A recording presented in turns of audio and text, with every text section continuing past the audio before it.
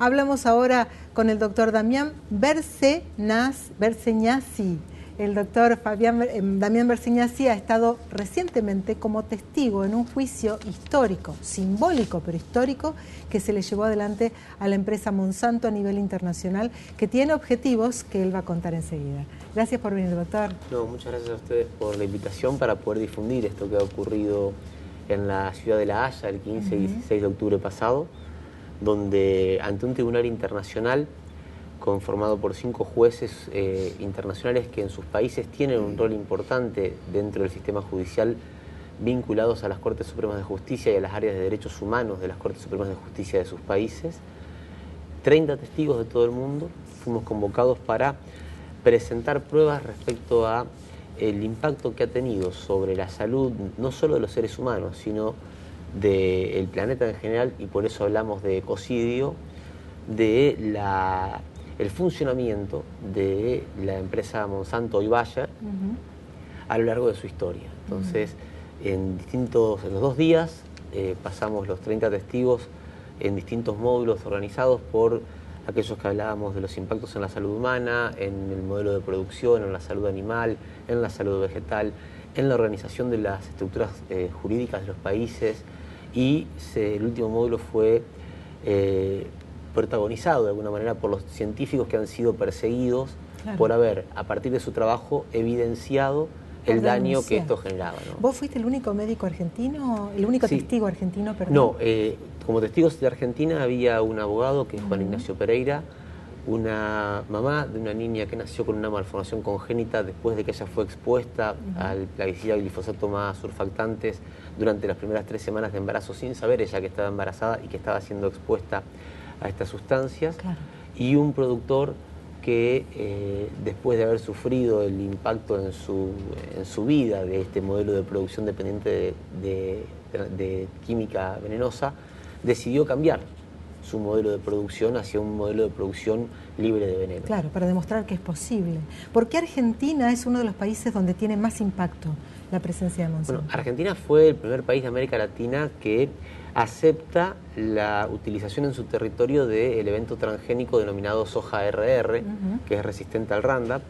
Fue en América Latina el primer lugar donde se empezó a utilizar este paquete tecnológico, que era un evento transgénico que fue preparado para resistir más veneno, no para producir más o para mejorar la calidad. Una semilla transgénica preparada para resistir el mismo veneno que fabrica Monsanto. O sea, la fábrica que fabricaba un veneno, como su veneno estaba generando mucha resistencia en los organismos que querían matar, y entonces había que usar cada vez más, y entonces se mataba a la producción, genera un organismo genéticamente modificado para que resista el veneno, no para que produzca más, para que tenga más nutrientes. De hecho, los científicos han demostrado que los eventos transgénicos tienen menos nutrientes y tienen menos, en algunos aminoácidos menos que las semillas originales, pero además tienen la carga química.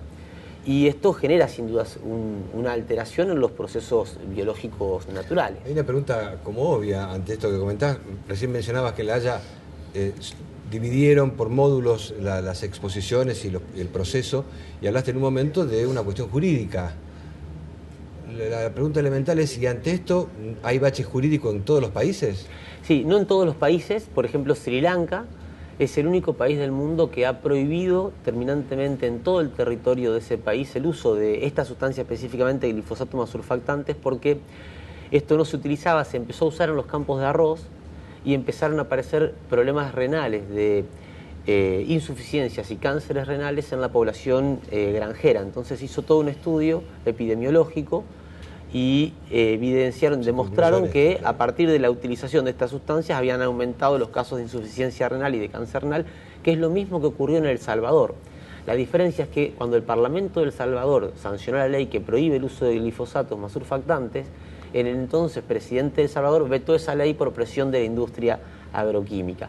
En el caso de Sri Lanka no, el presidente se mantuvo firme en esa medida, y por eso el médico de Sri Lanka que llevó adelante este estudio fue el otro médico, fuimos los únicos 2 médicos, yo de América Latina y él de Sri Lanka, que presentamos nuestros resultados así. Claro, vos tenés resultados muy fidedignos también porque hace años creaste los campamentos sanitarios, justamente un grupo de profesionales que desembarcan en una localidad para tomar testimonio. O sea que está palmariamente demostrado. Por ejemplo, algunas cifras, Damián. Bueno, nosotros hemos, hasta el día de hoy, desde la evaluación final de la práctica final de la carrera de medicina, junto con el Instituto de Salud Socioambiental, llevamos adelante este dispositivo que se llama Campamento Sanitario.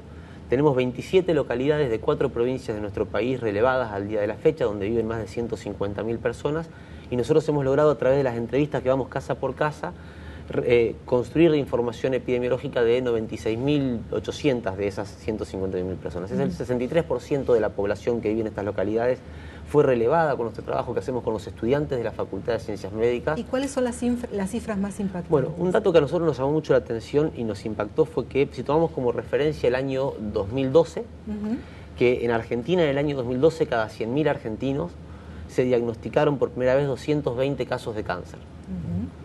Si nosotros hacemos ese mismo cálculo para las localidades que nosotros hemos estado recorriendo, en el año 2012 cada 100.000 argentinos habría 368 casos nuevos de cáncer diagnosticados en ese año. Claro. Significa casi 1.86 veces más que la media nacional. Claro. Esto nos llamó mucho la atención porque claramente es altamente significativo. De la mano de esto también hay localidades que están expuestas a este tipo de agroquímicos. Claro, el tema es que estas localidades han quedado todas en el medio del área de producción. El 85% de estas poblaciones viven a menos de 1.000 metros de las áreas de fumigación y de uso de agrotóxicos a partir de los transgénicos.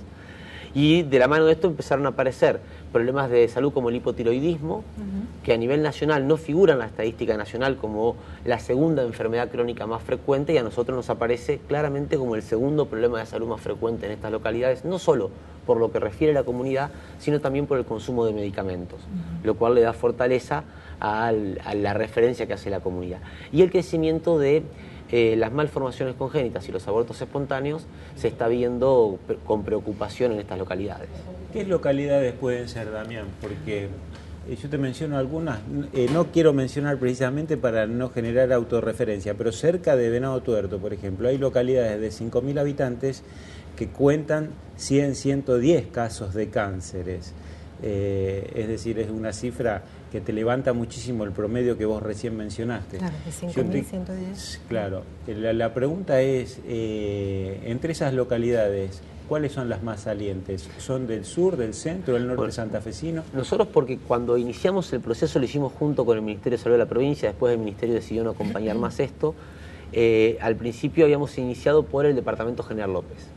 Con el Nodo de Salud General López trabajamos mucho y tenemos prácticamente la mayoría de las localidades de menos de 10.000 habitantes de ese departamento están incluidas dentro de estas 27.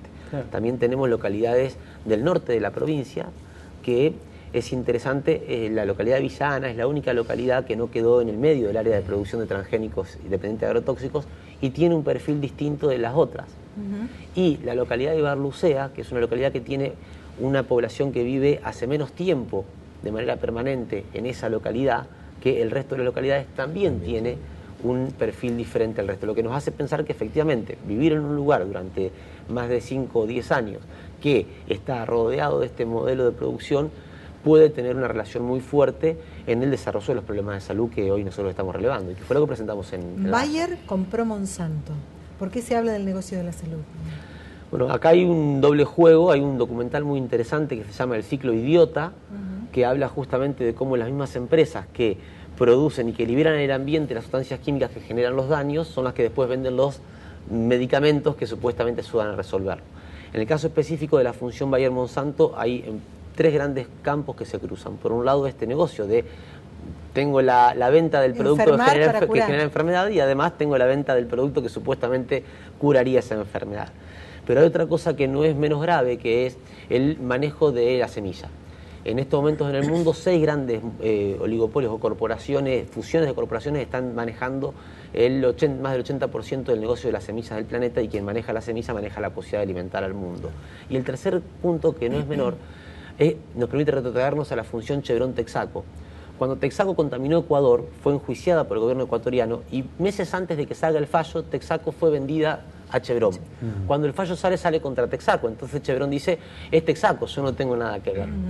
Y eso obliga a un nuevo proceso contra Chevron para que se haga cargo de los pasivos de Texaco. Nosotros entendemos que detrás de esta fusión Bayer-Monsanto, ante el desprestigio que tiene Monsanto a nivel mundial, también puede haber algo de este proceso de judicial y jurídico que tienen las grandes empresas, que ya han reservado un porcentaje de las ganancias de Monsanto para hacer frente a los juicios que saben que se les vienen. Esto fue denunciado en el juicio de La Haya también por un abogado norteamericano. Bien.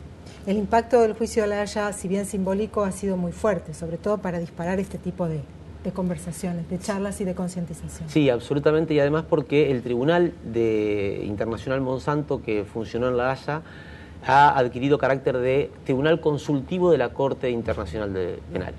¿Esto qué quiere decir? Que el dictamen que dé este tribunal va a ser tomado por la Corte Internacional como un campus jurídico para poder fallar en próximos casos que se presenten los estados contra estas empresas, y al mismo tiempo el segundo objetivo era que con el fallo de este tribunal, si es que el tribunal falla de que Monsanto es responsable de esto, se pueda incluir la figura del ecocidio como el quinto crimen contra la paz en el Protocolo de Roma, que sería muy importante teniendo en cuenta que los daños que ha llevado adelante durante toda su existencia esta empresa y las empresas que como esta tienen esa lógica de funcionamiento, no son daños contra los seres humanos, son daños contra el planeta, y por eso hablamos de ecocidio.